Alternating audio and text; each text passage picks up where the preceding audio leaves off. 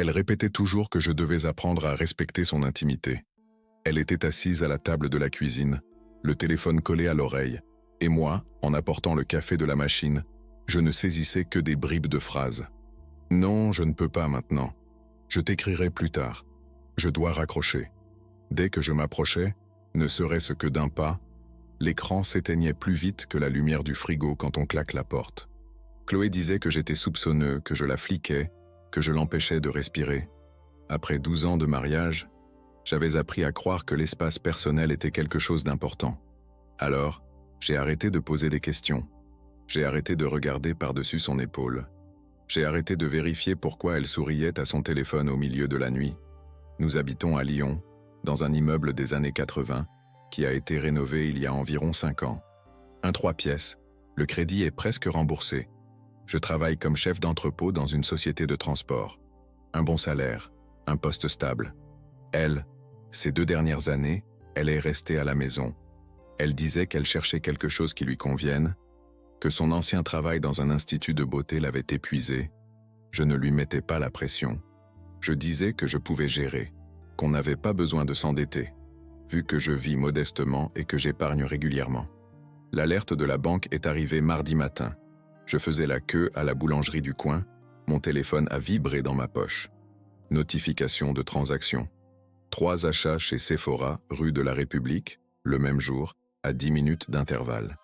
Chacun coûtait entre 100 et 150 euros. Au total, plus de 350 euros. Je n'ai pas de frère, je n'ai pas de fils. Mon père est mort il y a 8 ans, et il n'avait jamais mis de parfum de sa vie, disant que c'était des caprices de jeune fille. Je suis rentré à la maison avec une baguette et 6 croissants qui sont restés dans le sac, intacts, pendant les 3 jours suivants, parce que j'avais arrêté de manger normalement. Chloé était debout près de la fenêtre du salon, elle regardait la cour. J'ai demandé directement, sans prendre de gants. « Tu as acheté du parfum hier ?» Elle s'est retournée lentement, comme si ma voix était aussi agaçante que le bourdonnement d'une mouche. « Oui, pour toi. Une surprise pour votre soirée d'entreprise en décembre. Je voulais que tu sentes bon. » Elle a menti sans ciller. Nous n'avions pas encore de date pour la soirée car cette année, le patron avait gelé le budget jusqu'en janvier. Mais surtout, 3 parfums différents. Et le même jour, l'un après l'autre. Qui achète 3 parfums différents pour une seule personne afin de choisir le meilleur? Peut-être une femme qui achète un cadeau pour son mari, mais dans ce cas, elle prend des échantillons, pas des flacons entiers à 100 euros pièce. J'ai juste dit « merci » et je suis allé dans la salle de bain. J'ai regardé mon visage dans le miroir au-dessus du lavabo, les rides autour des yeux, les premiers cheveux gris sur les tempes. 41 ans, 12 ans de mariage. Pas d'enfant, car elle disait toujours « pas encore, pas maintenant », jusqu'à ce que le « maintenant » cesse d'être une option. Les jours suivants, je l'ai observée différemment. Pas comme un mari, mais comme quelqu'un qui essaie de résoudre une énigme. Elle souriait plus souvent à son téléphone. Elle partait faire des promenades qu'elle évitait comme la peste auparavant, prétextant qu'il y avait toujours trop de vent ou qu'il faisait trop froid sur les quais du Rhône. Elle revenait sentant le frais comme si le monde extérieur avait soudainement commencé à la revigorer. Elle portait de nouveaux sous-vêtements, en dentelle noire. J'ai trouvé des reçus dans la poche de sa veste, un restaurant dans le Vieux-Lyon, un dîner à 60 euros. J'étais de nuit à l'entrepôt ce soir-là, on déchargeait un camion venant d'Allemagne. Je n'ai pas crié. Je n'ai pas fait de scène. J'ai gardé mon calme, car la colère est un luxe que je ne pouvais pas me permettre. J'avais besoin de clarté. J'avais besoin de preuves, pas de soupçons. Mais surtout, j'avais besoin d'un plan. Je me souviens qu'un soir, elle était assise sur le canapé à regarder une émission de déco, et je préparais le dîner dans la cuisine. Des pâtes sauce tomate, rien d'extraordinaire. Elle m'a lancé à travers la cloison. « Simon, tu as déjà pensé à changer quelque chose dans notre vie ?» J'ai répondu « J'y pense tout le temps. » Elle ne savait pas que je parlais de toute autre chose qu'elle. Elle ne savait pas que sa question était comme une allumette jetée dans une pièce remplie d'essence. Parce que moi, j'avais déjà commencé à penser au changement. Un changement qu'elle ne pouvait même pas imaginer. Un changement qui serait juste, réfléchi et irréversible. Le vendredi après-midi, j'ai pris congé. J'ai dit au patron que je devais régler une affaire à la préfecture, un truc avec la carte grise de la voiture. Le mensonge m'est venu facilement, ce qui était étrange, car je n'ai jamais été du genre à mentir sans raison. Mais là, La raison était concrète. Chloé est sortie de la maison à 10 heures pile, maquillée et portant un parfum que je ne lui avais pas acheté. Elle a dit qu'elle allait chez son amie Manon, qu'elles allaient regarder des échantillons de tissu car Manon prévoyait de changer ses rideaux. J'ai souri, je lui ai souhaité une bonne journée, je l'ai embrassée sur la joue. Et puis 10 minutes après son départ, je suis monté dans ma vieille Passat et je l'ai suivie. Je ne suis pas détective, je n'ai jamais filé personne de ma vie. Mais quelque chose dans sa façon de parler, dans la manière dont elle évitait mon regard en parlant de Manon, m'a poussé à agir. Elle a conduit vers la Croix-Rousse puis a tourné vers ces vieux immeubles bourgeois qui m'ont toujours semblé trop chers pour notre budget. Elle s'est garée devant l'un d'eux et est entrée sans hésitation. Je me suis garé un peu plus loin, derrière la camionnette d'une entreprise de livraison, et j'ai attendu. Une demi-heure a passé, 1 heure.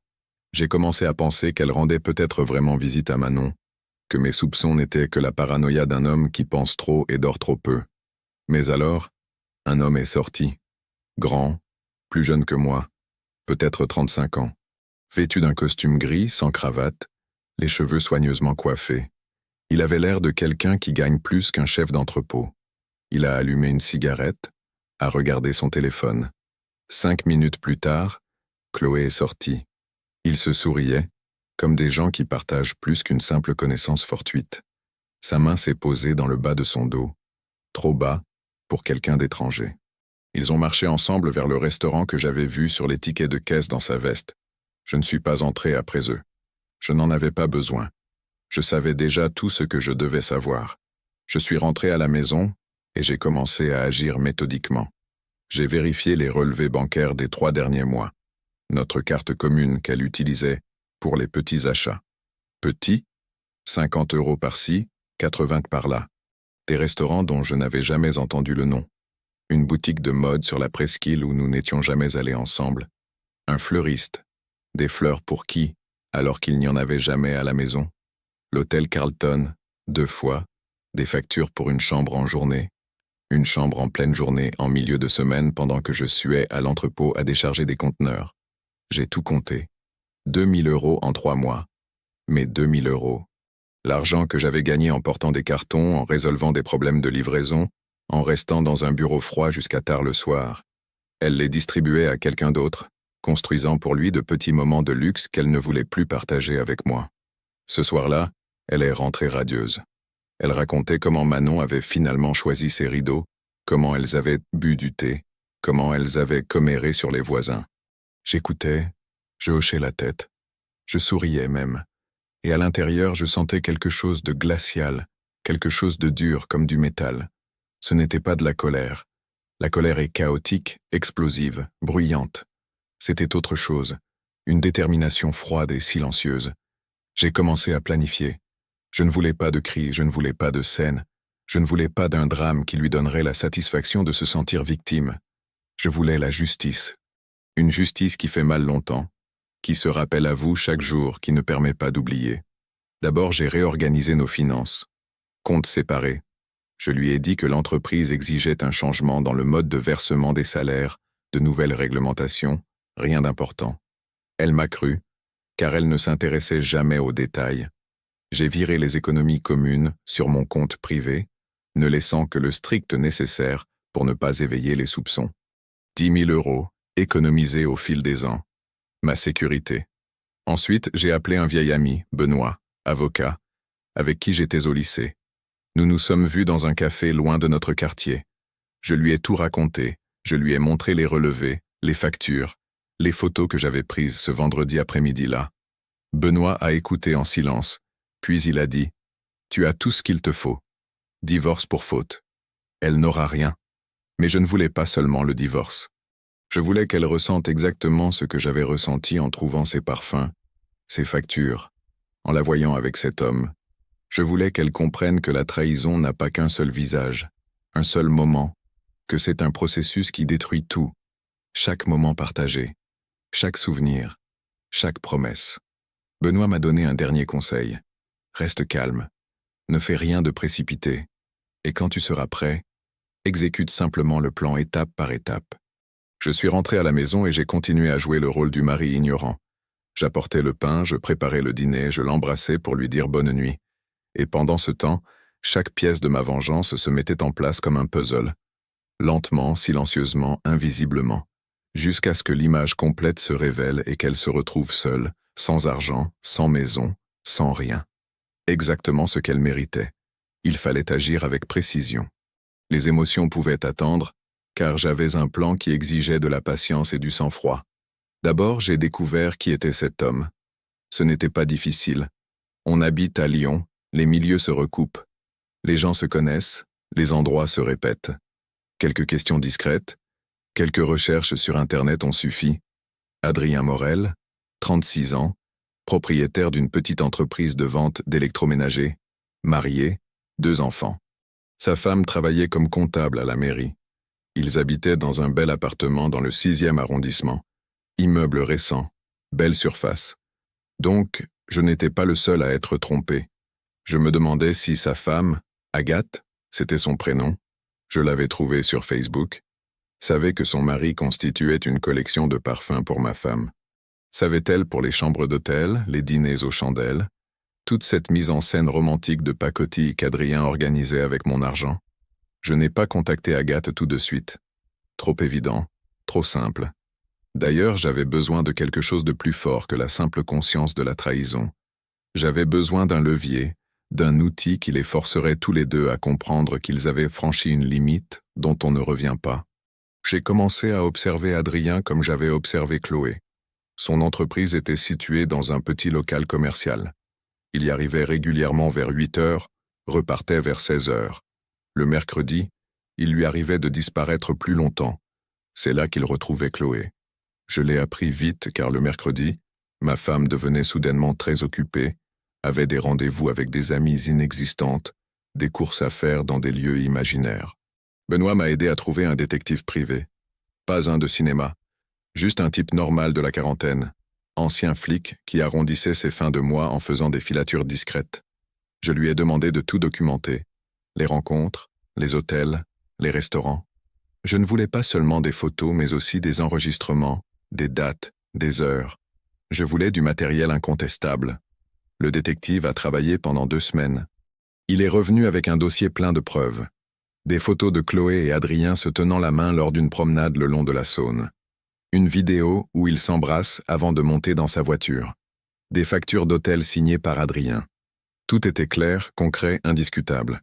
Je l'ai payé en liquide, je l'ai remercié et j'ai caché le dossier dans le coffre-fort au travail, là où Chloé n'avait jamais accès. Une fois que j'avais tout le nécessaire, j'ai décidé d'agir. Mais pas comme un mari enragé qui perd le contrôle et fait une scène. Non. Je voulais qu'ils se sentent en sécurité jusqu'à la toute fin, qu'ils pensent qu'ils étaient malins, que tout passait inaperçu, et puis, soudainement, que tout leur monde s'écroule. À la maison, j'ai commencé à être encore plus gentil. Je demandais à Chloé comment s'était passée sa journée, je complimentais ses tenues, je lui achetais des fleurs, je me comportais comme le mari idéal et aimant. Je voyais à quel point cela la déstabilisait. Peut-être même qu'elle ressentait des remords, bien que j'en doute. Les gens capables de voler 2000 € à leur partenaire pour financer un adultère ont rarement des remords assez forts pour changer quoi que ce soit. Parallèlement, j'ai commencé à préparer le terrain pour le divorce. Ouverture de mon propre compte bancaire séparé. Transfert des documents les plus importants au cabinet de Benoît. Inventaire de tout ce qui m'appartenait avant le mariage. Meubles, matériel électronique, livres. Ça semble mesquin, mais dans une procédure de divorce, chaque détail compte. Benoît me le répétait comme un mantra. Mieux tu seras préparé, moins elle pourra prendre. Chloé n'a rien remarqué. Elle était trop occupée par sa liaison, trop absorbée par l'illusion que sa double vie durerait éternellement. Parfois, je la regardais le soir assise sur le canapé avec son téléphone, souriant à l'écran, et je me demandais si elle me voyait encore. Si elle voyait l'homme avec qui elle avait partagé 12 ans de vie, ou juste un obstacle à contourner sur la route de son bonheur. Mais l'élément le plus important de mon plan était encore devant moi. Ça devait être quelque chose qui frapperait non seulement Chloé, mais aussi Adrien. Quelque chose qui détruirait non seulement notre mariage, mais aussi le sien, sa réputation, son sentiment de sécurité. Car s'ils devaient construire leur bonheur ensemble sur les ruines du mien, alors que ce bonheur soit bâti sur des fondations si fragiles qu'il s'effondrerait au premier coup de vent. Le contact avec Agathe s'est fait de la manière la plus prosaïque. Je lui ai écrit un message sur Facebook, court, factuel. Bonjour, je m'appelle Simon. Je suis le mari de Chloé. Nous devons parler d'Adrien. J'ai des documents que vous devriez voir. Je n'ai pas attendu longtemps la réponse. Elle a écrit 10 minutes plus tard. Quand et où? Nous nous sommes rencontrés dans un café loin du centre, vers la Part-Dieu, où aucun de nous n'était connu. Agathe est arrivée à l'heure, habillée modestement, le visage fatigué. Elle avait un sac d'où dépassait un coin de cahier, probablement un carnet de travail. Elle s'est assise en face de moi sans un mot de bienvenue. Je lui ai montré les photos, les enregistrements, les factures, tout ce que j'avais rassemblé ces dernières semaines. Elle a regardé tout ça en silence, sans larmes, sans cris. Seules ses mains se sont serrées plus fort sur le bord de la table. Quand j'ai fini, elle a levé les yeux et a demandé « Qu'est-ce que vous voulez faire ?» J'ai répondu « Je veux qu'ils comprennent tous les deux qu'il y a des conséquences. Je veux qu'on s'assure qu'ils perdent tout ce qu'ils ne méritent pas. Et j'ai besoin de votre aide. » Agathe a hoché la tête. « Dites-moi ce que je dois faire. » Et là, j'ai su que mon plan entrait dans sa phase décisive. Si cette histoire vous plaît, abonnez-vous, mettez un pouce bleu et écrivez en commentaire ce que vous pensez de ce qu'a fait Simon. Avait-il raison? Le plan était simple, mais exigeait de la synchronisation. Agathe s'est avérée étonnamment calme pour quelqu'un qui venait d'apprendre la trahison de son mari. Peut-être qu'elle était simplement fatiguée de tout ça? Peut-être qu'elle soupçonnait quelque chose avant. Je n'ai pas demandé. Ce qui comptait, c'est qu'elle était prête à collaborer. La première étape a été de reprendre le contrôle des finances. Agathe avait accès au compte joint avec Adrien, alors elle a commencé à virer discrètement de l'argent sur son compte personnel. Pas tout d'un coup pour ne pas éveiller les soupçons, mais systématiquement, 200 € par-ci, 500 par-là. Elle justifiait ça par des achats pour les enfants, les frais scolaires, les factures. Adrien ne vérifiait jamais en détail, car il lui faisait confiance aussi aveuglément que je faisais confiance à Chloé autrefois. J'ai fait la même chose avec mes économies. Il restait exactement 500 € sur le compte joint avec Chloé. Une somme symbolique suffisante pour un mois de facture de base, mais rien de plus. Le reste, c'est 10 000 € plus les 2 000 autres que j'avais gagnés entre-temps, je les ai transférés ailleurs. Un endroit sûr, inaccessible pour elle. Ensuite est venu le temps de la documentation juridique. Benoît a préparé tous les papiers du divorce, avec un motif très précis. Adultère, dilapidation des biens communs, rupture de confiance. Nous avons joint chaque preuve. Photos, enregistrements, relevés bancaires soulignant tous ces paiements pour des hôtels et des dîners. Benoît a dit que c'était l'un des cas de divorce les mieux documentés qu'il ait vus dans sa carrière. Mais je ne voulais pas seulement un divorce sur papier. Je voulais que Chloé et Adrien comprennent que leur liaison avait un prix. Et ce prix était élevé. Agathe a proposé quelque chose de génial. « Organisons un dîner », a-t-elle dit un jour alors que nous étions assis dans le même café. Nous quatre, vous, moi, Chloé et Adrien. On leur dira qu'on veut faire connaissance, car apparemment ils ont beaucoup entendu parler de nous par leurs partenaires respectifs, qu'ils pensent qu'on ne sait rien. L'idée était perfide, et c'est pour ça qu'elle était parfaite. J'ai imaginé leur tête quand ils devraient s'asseoir à la même table, feignant d'être des inconnus, alors que nous saurions tout. C'était une torture psychologique, délicate et cruelle à la fois. J'ai envoyé un message à Chloé proposant un dîner avec un autre couple. J'ai dit que c'était un des gens de mon entreprise, le nouveau responsable logistique et sa femme, que ce serait une bonne occasion de réseautage, que ça pourrait même m'ouvrir des portes pour une promotion. Chloé a accepté à contre-cœur. Elle n'aimait pas ce genre de rencontre, mais elle savait qu'elle ne pouvait pas refuser sans éveiller les soupçons. Agathe a fait la même chose avec Adrien. Elle a dit qu'elle avait rencontré un couple sympathique à la mairie, où elle travaillait, et qu'il serait bon de les rencontrer car Adrien pourrait peut-être trouver chez eux des clients pour son électroménager. Adrien, comme l'entrepreneur typique, ne savait pas refuser la perspective de nouveaux contacts professionnels. Nous avons fixé le rendez-vous au samedi soir, le 18 mars, dans une grande brasserie, disons le Grand Café, près de la place Bellecour. Un lieu public, bondé, où personne n'oserait faire de scène. Réservation pour 4. Agathe et moi sommes arrivés les premiers. Elle était élégante, mais on voyait la tension sur son visage. Moi je portais un costume sombre, le même que celui de mon mariage avec Chloé il y a 12 ans. Le symbolisme a parfois son importance.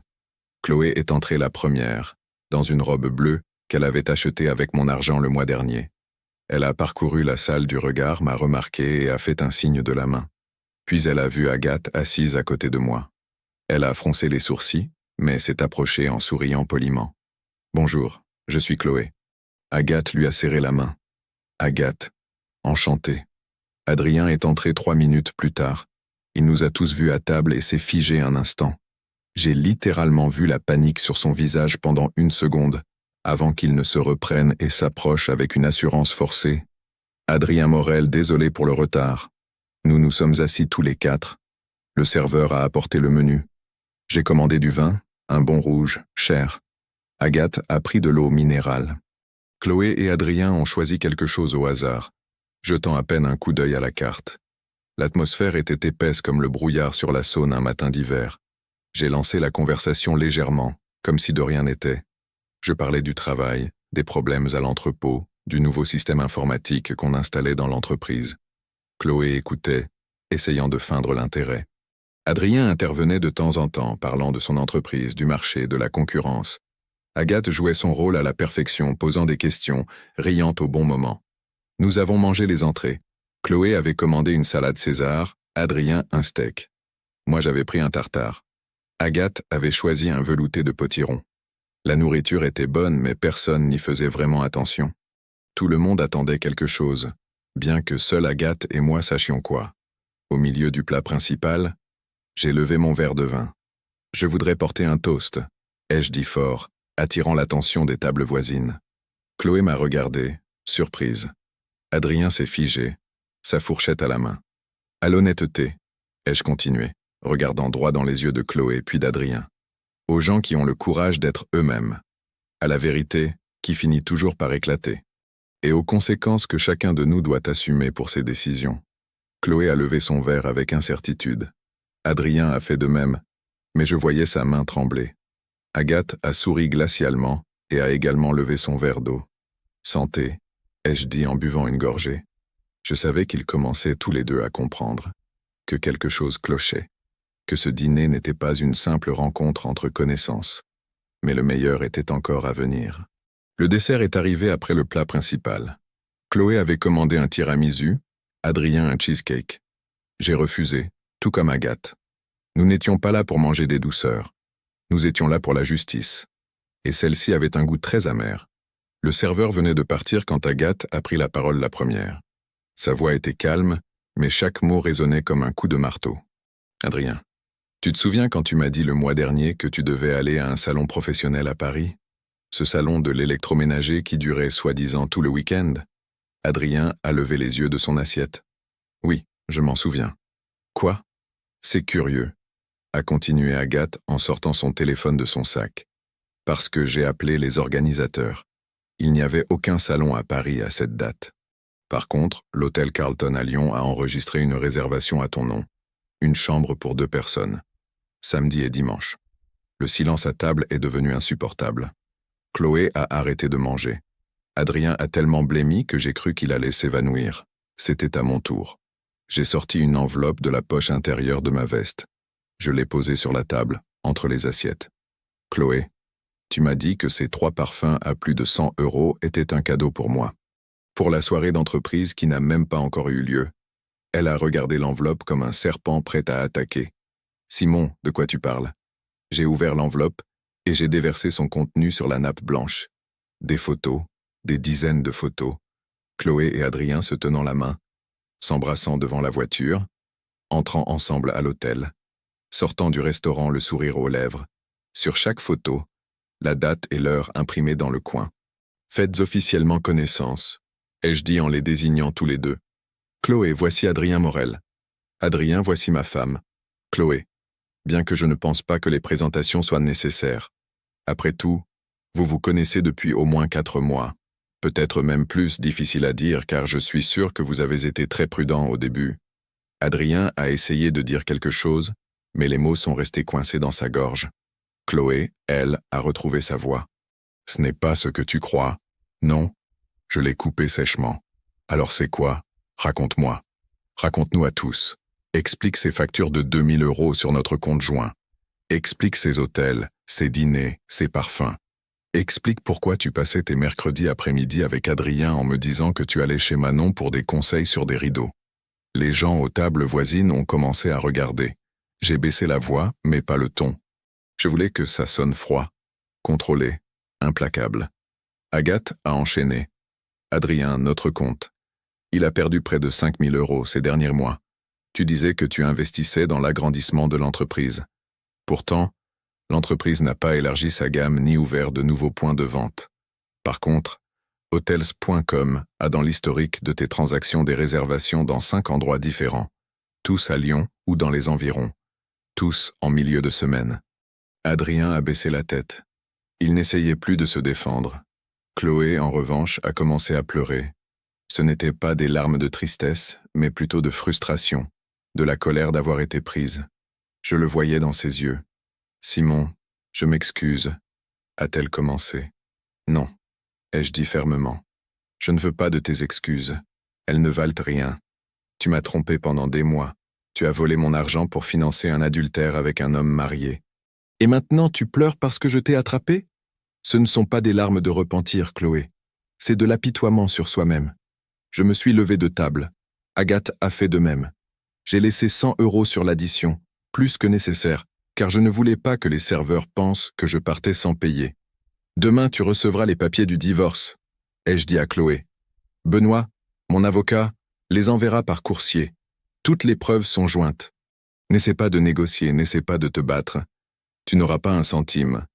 L'appartement est à mon nom, je l'ai acheté avant le mariage. Les économies sont à moi aussi. Tu peux prendre tes vêtements et tout ce que tu as acheté avec ton propre argent. Ah, attends, tu n'as rien acheté avec ton propre argent ces 2 dernières années, parce que tu ne travaillais pas. Chloé a essayé de dire quelque chose, mais Agathe m'a devancé. Elle s'est tournée vers Adrien avec un calme glacial. Toi aussi, tu recevras les papiers. Mon avocat a aussi tout préparé. La maison est à mon nom. Je l'ai héritée de mes parents. La voiture, le compte en banque, tout ce qui était commun, nous partagerons selon la loi, mais je veillerai à ce que le juge sache qui tu es, qu'il sache que tu as gaspillé l'argent de ta famille pour une trahison. Les enfants restent avec moi. Tu paieras la pension alimentaire exactement ce que le tribunal ordonnera. Adrien a fini par parler d'une voix tremblante. Agathe, on peut discuter. Non, l'a-t-elle coupé net. Tout a déjà été dit. Tout ce que tu dois savoir, tu l'apprendras par l'avocat. Nous sommes sortis du restaurant ensemble, Agathe et moi. Derrière nous, nous avons laissé Chloé et Adrien assis à une table pleine de desserts entamés et de photos de leur trahison. Nous ne nous sommes pas retournés. Ce n'était pas la peine. Dans la rue, Agathe s'est arrêtée et m'a regardé. « Tu penses que c'est fini ?» J'ai secoué la tête. Ce n'est que le début. Maintenant, les conséquences les attendent. Les divorces, le partage des biens, les rumeurs en ville. Adrien va perdre sa réputation, car Lyon a beau être grand, dans certains milieux, ce genre de choses ne passe pas inaperçu. Son entreprise va souffrir, les clients n'aiment pas faire affaire avec des gens à qui on ne peut pas faire confiance. Et Chloé, elle se retrouvera sans rien, sans mari, sans maison, sans argent. Elle devra repartir de zéro, tout comme je recommence maintenant. Agathe a hoché la tête. Bien, c'est juste. Juste, ai-je répété. Peut-être, mais pas suffisant. Je veux qu'ils se souviennent de ce moment chaque jour pour le reste de leur vie. Que chaque prochaine décision, chaque prochaine relation, chaque prochaine promesse soit marquée par la conscience de ce qu'ils ont fait et de comment cela s'est fini. J'ai dit au revoir à Agathe et je me suis dirigé vers la maison. Ma maison, plus la nôtre. Chloé passerait probablement la nuit ailleurs. Peut-être chez sa Manon imaginaire, peut-être à l'hôtel, peut-être dans sa voiture. Ça m'était égal. La serrure de la porte avait été changée le matin même. Ses clés ne fonctionnaient plus. Je suis rentré dans l'appartement vide, j'ai allumé la lumière du salon et je me suis assis sur le canapé. Pour la première fois depuis des mois, j'ai ressenti une sorte de paix. Pas du bonheur, c'était encore trop tôt, mais de la paix. La conscience d'avoir fait ce qu'il fallait faire. Les semaines suivantes ont été un processus, juridique, émotionnel, pratique. Chloé a essayé de me contacter. Elle appelait, envoyait des messages, venait en bas de l'immeuble. Une fois, elle m'a même attendu devant le travail. Elle suppliait pour une conversation, pour une seconde chance, pour le pardon. Elle disait que c'était une erreur, qu'elle n'avait jamais aimé Adrien, que c'était moi qui comptais. Les mensonges classiques de quelqu'un qui s'est fait prendre. Je ne répondais pas par cruauté, mais parce qu'il n'y avait rien à dire. On peut pardonner beaucoup de choses dans un mariage. On peut pardonner un mot de travers, un malentendu, une faiblesse passagère. Mais 4 mois de trahison systématique, financée par l'argent commun, avec des mensonges à chaque étape, ce n'est pas une faiblesse passagère. C'est un choix. Une série de choix. Et chacun de ces choix me disait exactement qui était vraiment Chloé. Benoît a mené le divorce efficacement. Le tribunal n'a pas de pitié pour ceux qui dilapident le patrimoine commun pour une liaison. Chloé n'a rien eu. J'ai gardé l'appartement, car je l'avais acheté avant le mariage. Il était à mon nom. Il n'y avait plus d'économie commune. Tout ce qui restait, c'était ces 500 € que nous avons partagés à parts égales. 250 € pour elle, 250 pour moi. Une clôture symbolique de 12 ans de mariage. J'ai entendu par des amis communs qu'elle avait emménagé dans un petit studio en location vers Villeurbanne. Un vieil immeuble, une pièce, une kitchenette des années 70. Elle a dû trouver du travail. Elle est retournée dans un institut de beauté, le même qu'elle avait quitté 2 ans plus tôt en disant que c'était en dessous de ses capacités.